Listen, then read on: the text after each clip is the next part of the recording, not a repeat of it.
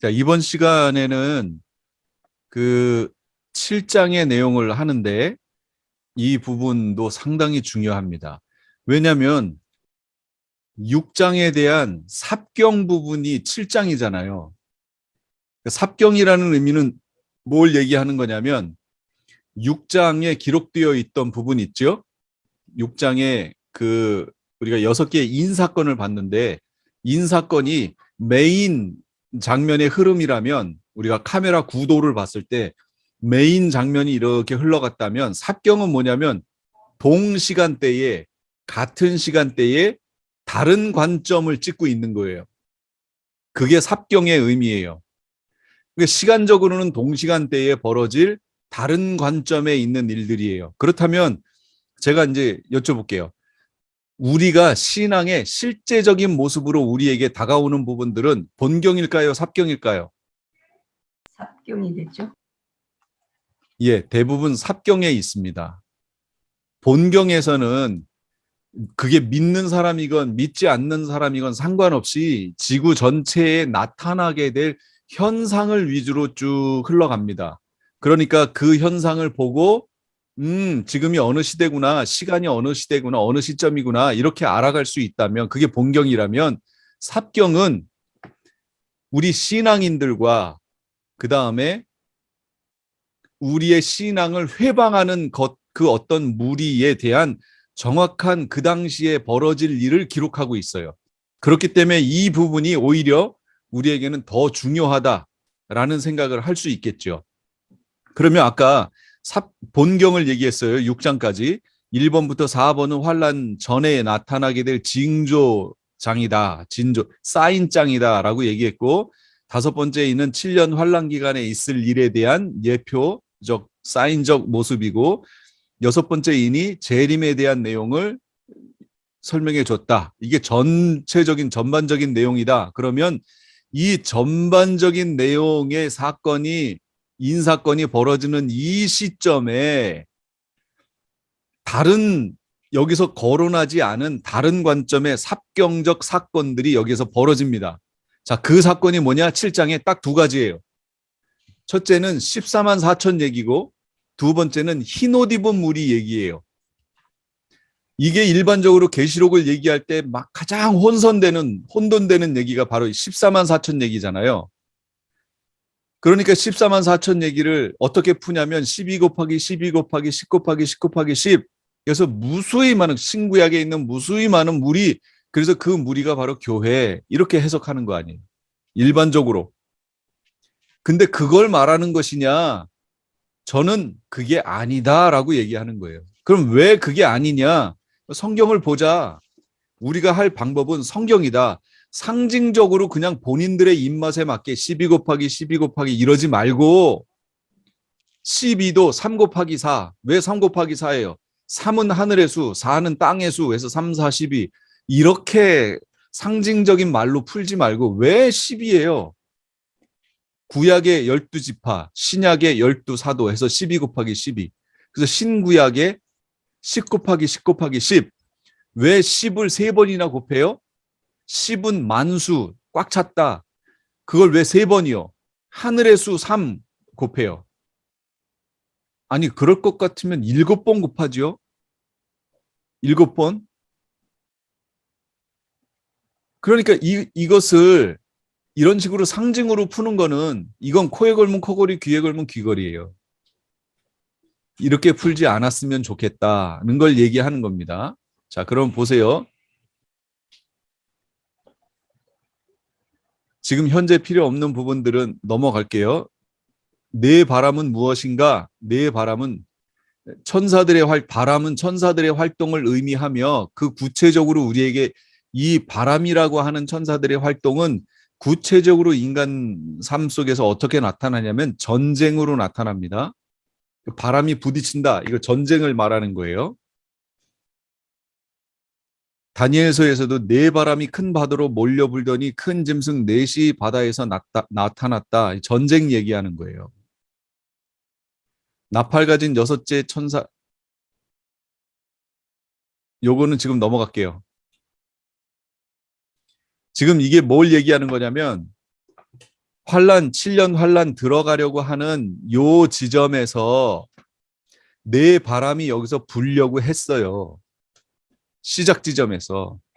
그런데 이 시작 지점에서 바람이 불지 못하게 만들었고 뭘 하게 되냐면 하나님의 종들의 이마에 인치는 작업이 시작돼요. 그래서 이 네 바람을 천사들로 하여금 잡아서 불지 못하게 하고 여기에서 전쟁이 벌어지는 걸 막아요. 그리고 하나님의 종들에게 인치는 사건이 전삼년반에 벌어져요. 그리고 그 인침을 받은 하나님의 종들이 사역을 하게 됩니다. 그게 전삼년반이에요. 그래서 이 지점에서 불려고 했던 바람이 이렇게 해서 중간으로 옮겨진 거예요. 그래서 옮겨진 이 지점에서 바람이 불렸고 이 지점에서 불려진 이 바람, 이 전쟁을 뭐라고 부르냐면 유브라데 전쟁이라고 부르는 거예요. 네 바람이 부는 시점이 옮겨진 이유, 왜 옮겨졌냐면 우리가 우리 하나님의 종들의 이마에 인치기까지 땅이나 바다나 나무들을 해하지 말라. 하나님의 종들의 이마에 인치기까지. 그래서 이 작업 때문에 밀렸어요. 그러면 전 3년반에 있을 일이 뭐냐면 하나님의 종들의 이마에 인치는 작업이 있는 거예요. 이 인친다는 얘기는 단순히 그냥 도장 찍는 거, 그걸만을 얘기하는 게 아니라 인침을 받은 자는 사역을 해야 됩니다. 그 사역하는 내용까지도 다 나와 있어요. 9장, 10장, 11장 뭐 이런 데가 그 내용이에요. 우리가 여기에서 한 가지 주의할 내용이 있습니다. 이걸 알고 먼저 들어가야 돼요. 성경에는 성령의 인과 하나님의 인이 있어요. 이 차이점을 모르니까 자꾸 14만 4천을 10 곱하기 10 곱하기 12 곱하기 12 곱하기 막 이런 식으로 얘기하는 거예요. 성령의 인은 뭘 얘기하냐면 하나님 그 안에서 너희도 진리의 말씀 곧 너희의 구원의 복음을 듣고 그 안에서 또한 믿어 약속의 성령으로 인침을 받았다. 성령의 인을 받았다. 하나님의 성령을 근심하게 하지 말라. 그 안에서 너희가 구원의 날까지 인치심을 받았다. 그러면 이게 성령의 인인데 이 성령의 인이 의미하는 게 뭘까요? 구원의 보증, 하나님의 백성임을 의미해요. 신분에 대한 인이에요. 신분. 여태까지는 마귀의 자녀였다가 이제는 어떻게 됐다고요? 성령의 인을 받아 하나님의 백성이 되었다. 신분이 바뀌었다. 이걸 설명하는 게 성령의 인이에요. 성령의 인은 신분, 구원의 인이에요. 두 번째, 그럼 하나님의 인은 뭐냐? 왜 하나님의 인을 얘기하냐면 지금 성경에서 계시록에서 7장에서 얘기했냐면 하나님의 종들의 이마에 인치기까지 그랬잖아요. 3절에 이르되 우리가 우리 하나님의 종들의 이마에 인치기까지 이렇게 얘기가 나와 있는 거예요. 하나님의 종들의 이마에 인치기까지 하나님의 인이에요, 이게. 그러면 이 부분이 왜 중요하냐? 또 봄에 다른 천사가 살아있는 하나님의 인을 가지고 해 돋는 데로부터 올라와서 땅과 바다를 해롭게 할 권세를 얻은 네 천사를 향하여 큰 소리를 외치되 하나님의 종들의 이마에 인치기까지 땅이나 바다나 나무나 해하지 말라. 자, 요한복음 보세요. 썩을 양식을 위하여 일하지 말고 영생하도록 있는 양식을 위하여 하라. 이 양식은 인자가 너희에게 주리니 인자는 아버지 하나님께서 인치신 자니라. 인자는 아버지 하나님께서 인치신 자예요. 계시록 9장 4절. 저에게 이르시되 땅에 풀이나 푸른 것이나 각종 수목을 해하지 말고 9장이에요. 오직 이마에 하나님의 인 맞지 아니한 사람들만 해하라. 뭐예요? 여기 하나님께서 인치신 자가 누구예요? 인자. 그런데 이것을 하나님의 인을 성령의 인하고 똑같은 인이라고 놓으면 아까 성령의 인이 뭐였죠? 사역인 신분의 인. 신분의 인이었잖아요. 신분의 인. 그러면 신분의 인. 예수님을 여기다가 집어넣어 보자고요. 하나님의 인과 성령의 인을 만약에 같은 것으로 놓고 이 부분을 해석하면 무슨 얘기가 되냐면 인자는 아버지 하나님께로부터 구원받은 자니라 그 얘기잖아요. 결국은. 그렇죠? 말이 안 되죠. 이 말이 안 되잖아요. 아니, 인자가 고작 이 땅에 구원 얻기 위해서 오신 분이에요? 인자가 그런 분이에요? 이게 말이 안 된다는 거예요. 그러면 여기서 인자가 얘기하는 건 뭐예요? 인자는 아버지 하나님께로부터 인침을 받았다라는 것은 아버지께로부터 사역을 가지고 온 이다, 그 얘기를 말하는 거예요, 지금. 왜냐하면 썩을 양식을 위해 일하지 말고 영생하도록 있는 양식을 위해서 해라. 왜냐하면 이 양식은 인자가 너희에게 준다. 인자가 누군데요? 아버지께로부터, 하나님께로부터 인침받은 자다. 무슨 얘기예요? 인자는 아버지께로부터 인침을 받았는데 인침을 받아서 해야 될 일이 뭐라고요? 양식을 주는 역할. 이게 인자가 하는 역할이라는 거예요.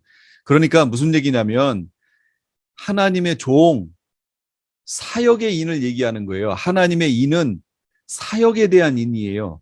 신분, 구원에 대한 인이 아니고 사역에 대한 인, 그걸 말하는 거예요. 하나님의 인은 사역에.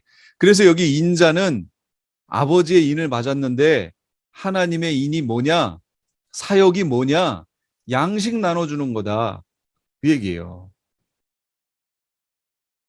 그러니까 성령의 인과 하나님의 인을 구별해야 된다. 이걸 구별을 못하니까 무슨 일이 벌어졌느냐? 14만 4천을 구원받은 하나님 교회의 총수, 이렇게 얘기하는 거예요.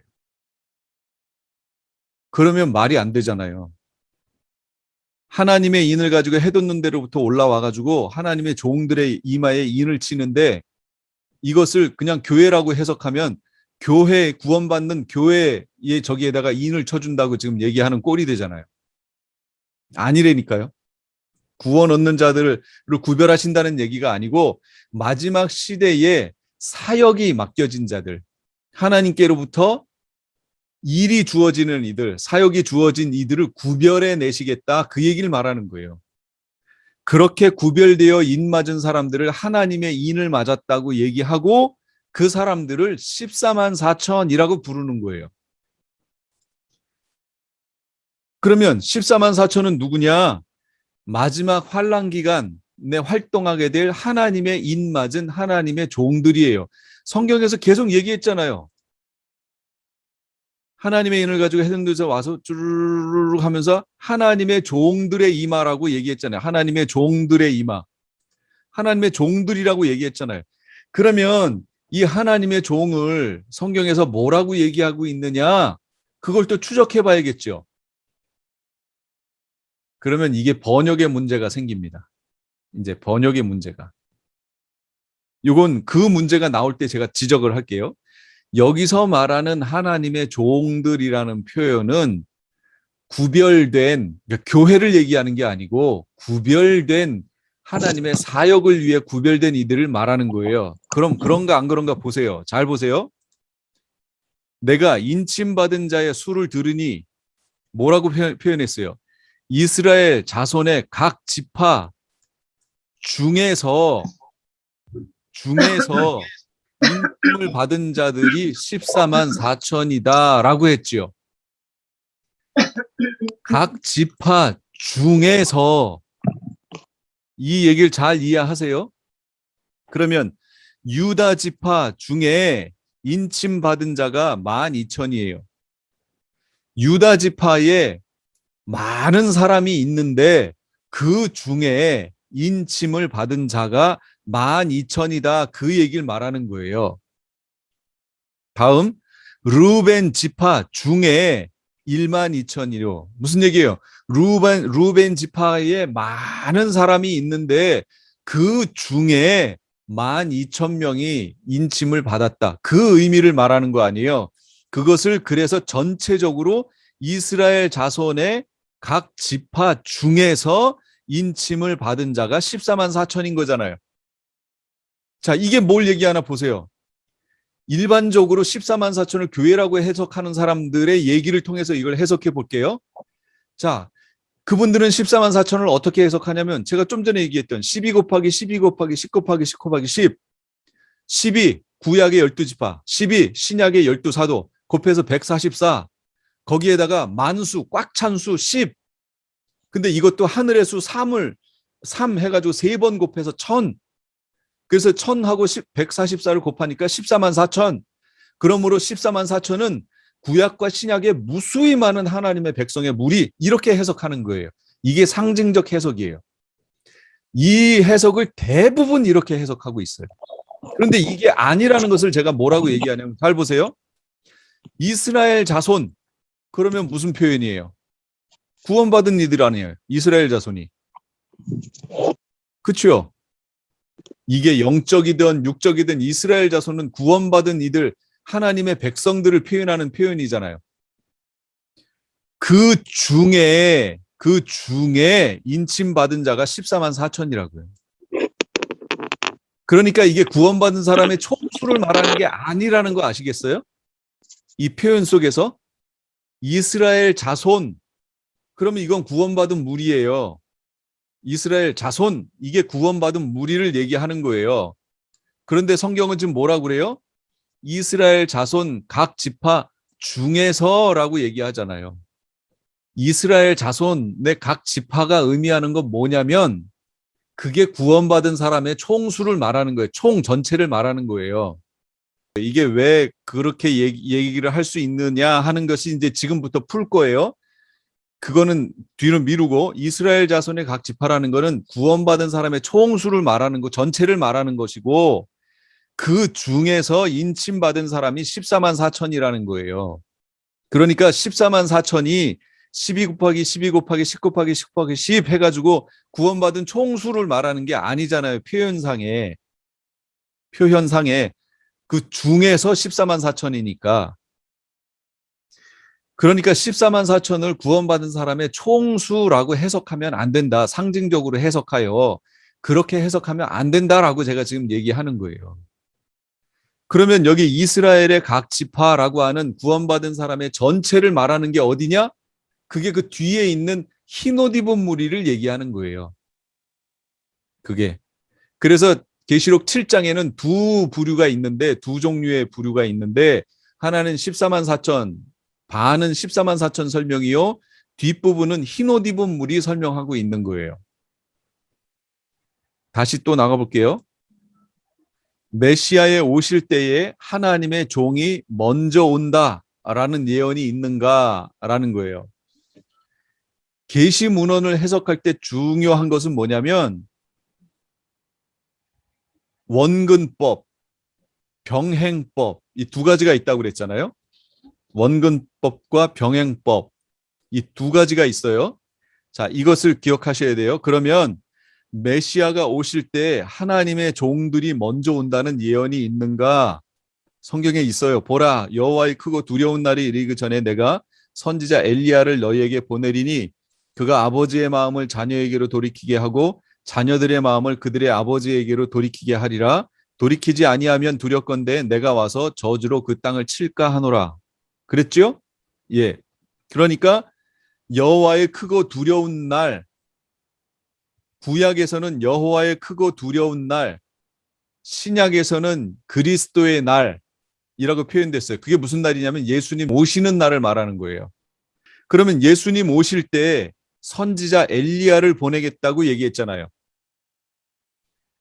그럼 예수님이 초림하셨을 때 보내신 첫 번째 엘리야가 누구예요?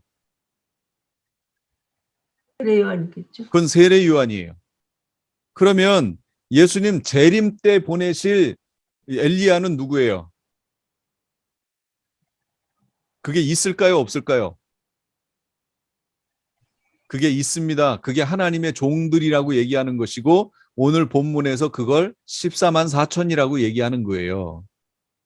이게 병행법이에요. 그래서 계시문헌을 해석할 때 병행법이 얼마나 중요한지 몰라요? 예언적 원근 통시법이라고 후쿠마는 얘기했어요. 뻘컵도 얘기하고. 예언적 원근 통시법이에요. 그거에 따라서 예수님이 오실 때 엘리야를 보내신다고 했어요. 그러면 초림 때는 세례 요한, 그럼 재림 때는요? 엘리야가 와야지요. 그럼 누구라고요? 그게 14만 4천. 그들을 14만 4천이라고 부르는 거예요. 그들을 하나님의 종들이라고 하는 거예요. 그들이 바로 하나님의 인맞은 자들이에요. 이 부분을 이해를 하셔야 이 부분을, 이 7장에 있는 14만 4천을 이해할 수 있어요. 이 원근법이 병행법이라는 것을 모르면, 계시 문헌을 보는 이 관점을 모르면 14만 4천을 자꾸 12 곱하기 12 곱하기 10 곱하기 10 곱하기 10 이런 식으로 해석하는 거예요. 그래서 이걸 교회 전체 교회라고 해석하는 오류를 범하게 되는 겁니다. 그렇게 하시지 말라고 제가 지금 설명하는 겁니다. 엘리야는 초림 때 세례 요한이요, 재림 때는 14만 4천 두 증인 아이를 말하는 거예요. 이게 하나님의 종들입니다. 그 다음에 계시문헌의 병행법적 해석, 이게 그래서 중요하다.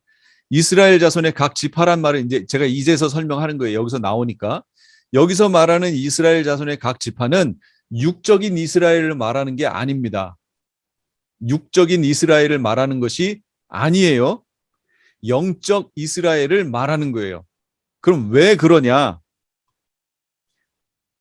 계시록 7장 4절, 내가 인침받은 자의 수를 두르니 이스라엘 자손의 각 지파 중에서 하면서 이스라엘 자손의 각 지파를 나열을 해놓습니다. 그런데 보세요.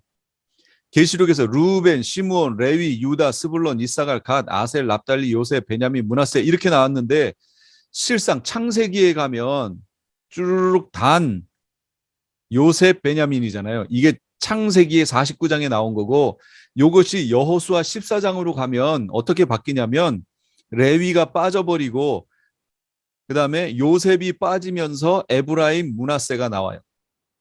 이렇게 해서 12를 만들어요. 그러면 여기서 레위 지파가 왜 빠졌죠? 제사장 지파.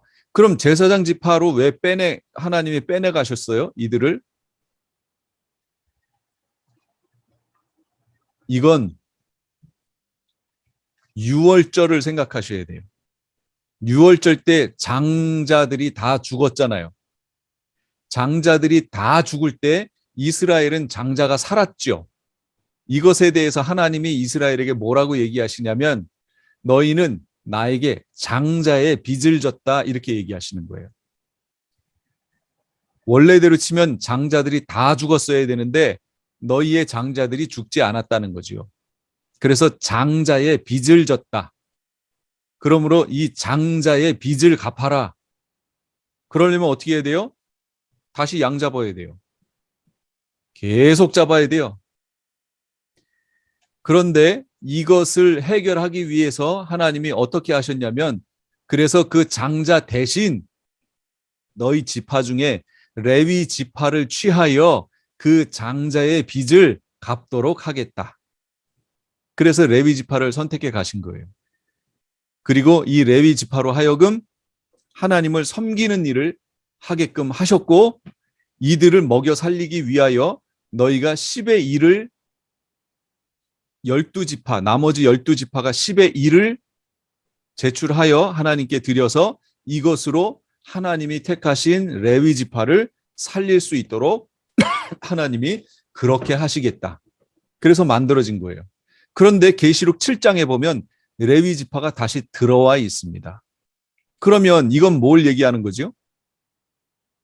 레위 지파가 들어왔으면 창세기 49장에 있는 그 모습을 취했어야 되는데 그 모습도 아니에요. 요셉은 들어왔는데 므낫세가 또 들어와 있고 단이 빠져 있어요. 그러니까 여기서 말하는 계시록에서 말하는 이스라엘의 12지파는 성경 창세기 구약에서 보여줬던 그 모습이 아니라는 거죠. 이건 새롭게 만들어진 모습이에요. 그러면 이 새롭게 만들어진 이스라엘 지파의 모습이 의미하는 건 뭘까요? 레위 지파까지 들어왔다는 얘기는 이제 더 이상 제사장 지파가 필요 없다. 제사장 지파가 필요 없다는 얘기는 뭐지요? 베드로 후서에서 뭐라고 그래요? 너희는 택하신 족속이요 왕 같은이 아니라 왕궁의 제사장들이요 그랬잖아요. 우리 보러 뭐라고요? 제사장. 교회 전체를 제사장이라고 얘기했잖아요.